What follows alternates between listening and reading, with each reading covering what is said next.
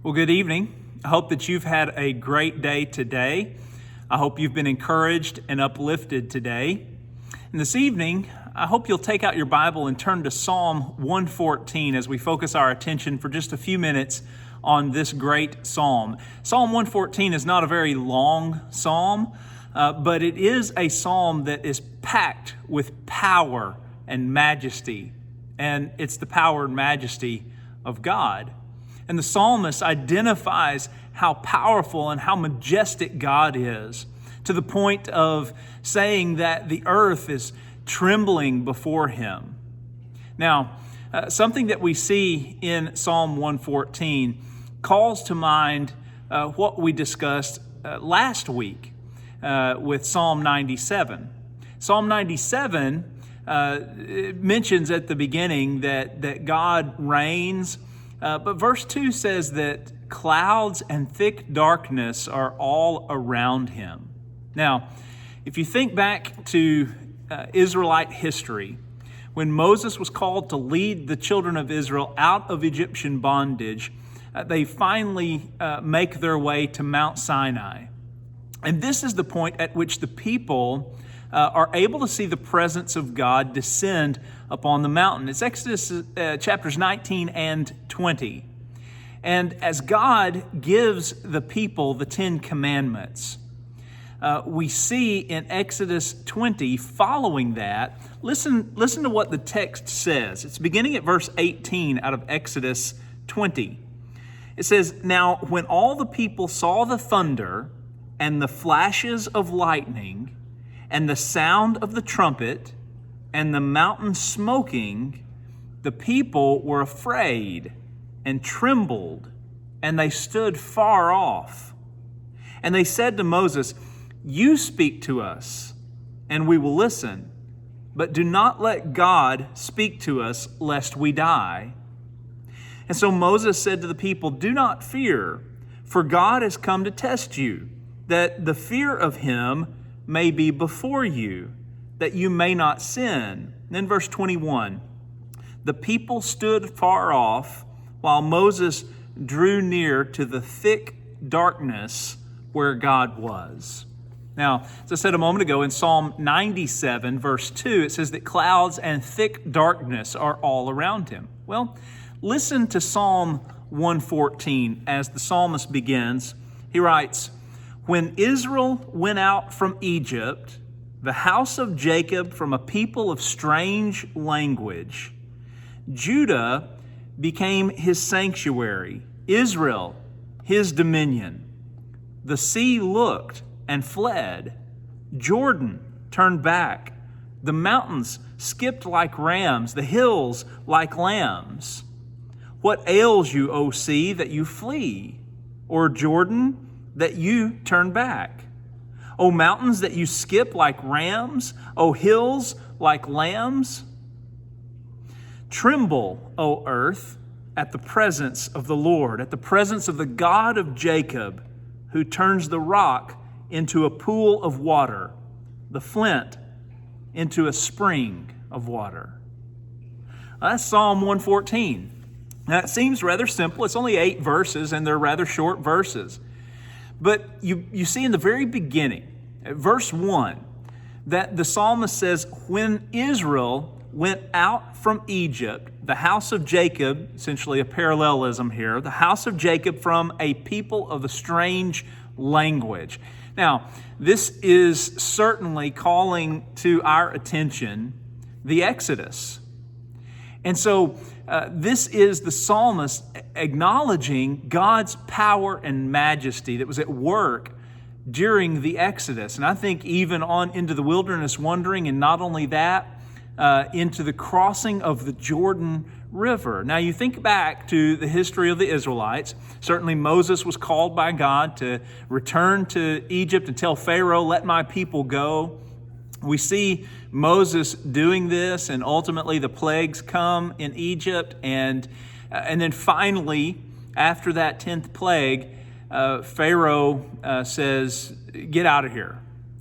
And so the people are able to leave. But now we're told that Pharaoh's heart is hardened after he has told them to leave, and so he changes his mind and sends his army after the Israelites. Well, by this time, the children of Israel have made their way to the Red Sea.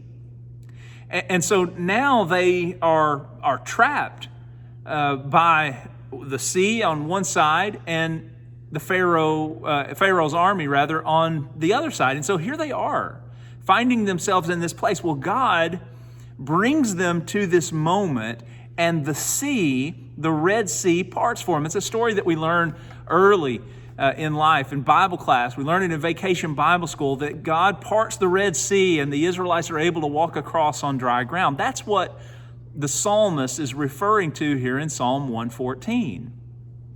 Notice again, when Israel went out from Egypt, the house of Jacob, from a people of a strange language, Judah, the people, became God's sanctuary, Israel his dominion. God dwelt among them.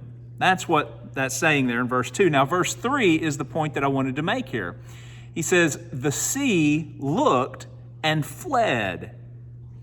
Now, he's talking about the Red Sea, talking about it parting as God brought his presence there, separated out the waters so that the Israelites could cross on dry land. And they do, and we know the end of the story, how the army of Pharaoh follows after them, and God closes the waters on them, destroying Pharaoh's army.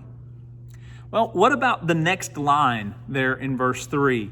This too is a parallelism. Though the sea represents the Red Sea, Jordan represents the Jordan River, as you might have suspected. Well, as the children of Israel wandered in the wilderness after their poor decision to not trust in God, they wander in the wilderness for 40 years. Finally, they make their way to the edge of the Promised Land, but what stands between them and the Promised Land is the Jordan River. And in that account, we are told that the water of the river is held back so that they are able to cross without getting their feet wet. And so again, the point is made that the sea looks and flees away. The Jordan, the waters cease or stop, or they're turned back or held back, as it were.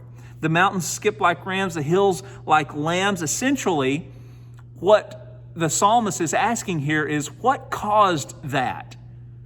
What is it that created this? And so the question in verse 5, what ails you, O sea, that you flee? O Jordan, that you turn back? O mountains, that you skip like rams, hills like lambs?